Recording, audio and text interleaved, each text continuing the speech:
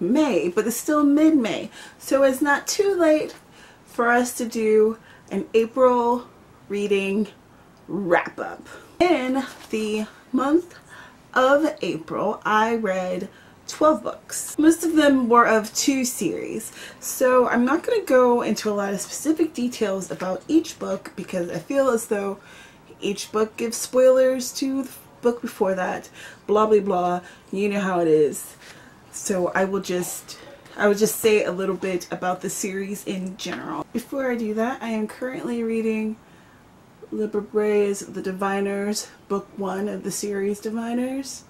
I'm on page 364 out of 686 pages, and it's fantastic. I mean, it's been a really good read, and I'm enthralled. I've been trying to read a little bit at a time because the way the stories are interwoven is very interesting to me, and I've been kind of picking apart in my mind, but yeah, no, that stuff. So, Dash and Lily's Book of Dares by Rachel Cohn and David Leviathan. I think that's how you pronounce it. I gave this book 4 stars. As I was reading it, it really reminded me of Nick and Nora's Infinite Playlist, and then I realized it was by the same authors, which I really enjoyed that one as well. This one starts with a hipster, and his name is Dash, like a hyphen. He finds this journal in this really cool bookstore in New York, and in this journal it kind of gives him a task, and then he figures out the task and he writes something in the journal and leaves it for the owner of the journal, who ends up being Lily, and it kind of shows them going back and forth, and it becomes this like it becomes like a quirky romance kind of, and it's just a fun read. You know, nothing really big happens. It doesn't have any hidden depth. I just felt like it was a fun read. Another book I read, Anna and the French Kiss by Stephanie Perkins, and I gave this book 3 stars. I'm sure you've heard a lot about this book in the booktube community, so I will just keep this short. Anna is sent to a boarding school in France for her senior year of high school by her nouveau rich father, who wants to impress his friends. She doesn't want to go there because, you know, back home there's this guy that she likes and she might start dating or whatever, and she doesn't know French, she doesn't know anyone out there, she's very nervous. It sounds like a bad idea. But then she gets there and she meets the guy, Etienne Seclair. He's like the hot guy on campus, and he also has a girlfriend, and things go from there.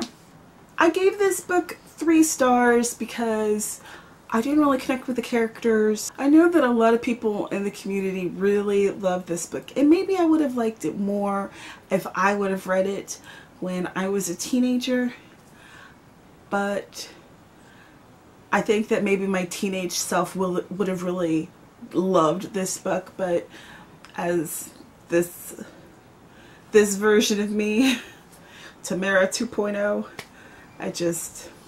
it missed me. But hey, if this is one of your favorite books, that's cool. Everybody has their own tastes and opinions, and that's what makes the world go round and whatnot. The next book I read was Ice Blue by Anne Stewart, and this is an adult romance. This book is actually the 3rd in the series called the Ice series, which I didn't realize that at the time. I got it as an ebook from my public library. Normally it'll say it's part of a series in like the summary and stuff, but it didn't, so I didn't really realize it until the end of the book. But it was okay. It was actually a book that I could read it without having read the prior books. It read like a standalone for me. I gave this 3 stars.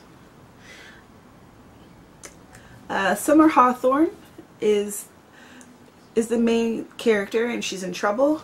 She has this ice blue ceramic bowl that was given to her by her Asian nanny before the woman passed away. And there's all of these people who are willing to do anything to try to get this bowl, and she does not understand or even realize the significance of it. And one of those people is Takashi O'Brien, who happens to be at the right place at the right time and saves her, but she's not sure if he is her savior or her enemy. I felt like it was an okay read. Her character was okay, like relatively interesting.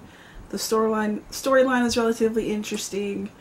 The main character, it all was just okay. It wasn't a bad read, and it just wasn't a great one. It was alright. It was a good, if, say for instance, it's a rainy Sunday afternoon, and you're just looking for something to while away the time, good book for that. The series that I read Castor Chronicles, books 1 through 4, which were, and I will show the book covers and the stars I gave them each. Beautiful Creatures, which I gave 3 stars. Beautiful Darkness, and I gave that one 4 stars. Beautiful Chaos, and I gave that one 3 stars. And Beautiful Redemption, and I gave that one 3 stars as well. This series is by Kami Garcia and Margaret Stoll, and I would classify this as a paranormal romance in my book. Ethan Waite is from a small town where nothing changes, ever. All things are incredibly boring. He is a popular guy on the basketball team, and he's expected to be with this girl on the cheerleading squad, and he's over all the things. Until Lena Ducans comes to town. She is totally strange. She lives in the old man's house, who's like the local legend of creepiness. She drives a hearse as her main mode of transportation, and he finds that she is cursed.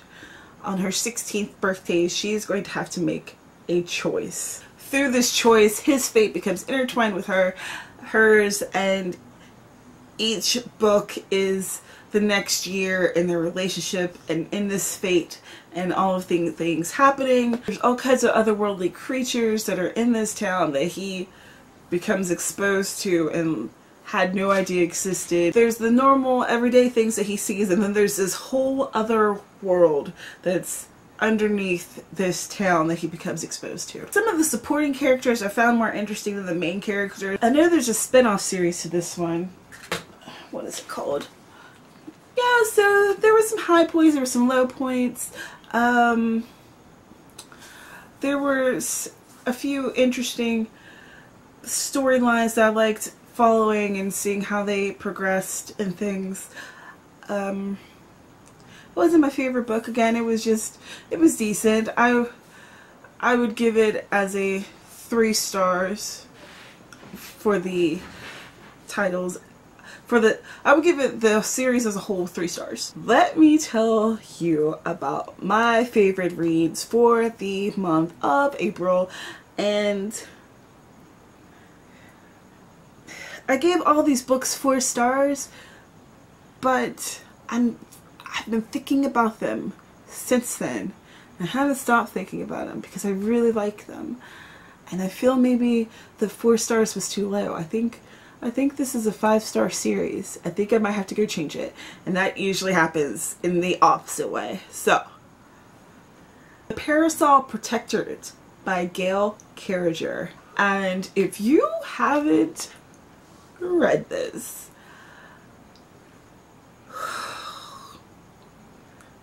so good. There is book 1, Soulless, which all of these are going to be 5 stars now. All of them. Book 2, Changeless. Book 3, Blameless. Book 4, Heartless. And the last book of the series, Timeless. Again, I'm not going to Each book builds on each other. If I give you too many details about each book, then I'm going to spoil you for the first one. Instead of doing that, I will just give you kind of a little bit of summary of the first one, and you can go on from there. But I love this series. If you like steampunk, paranormal, romance, or if that sounds interesting and you haven't actually tried out this particular combination, please do. Oh, please do.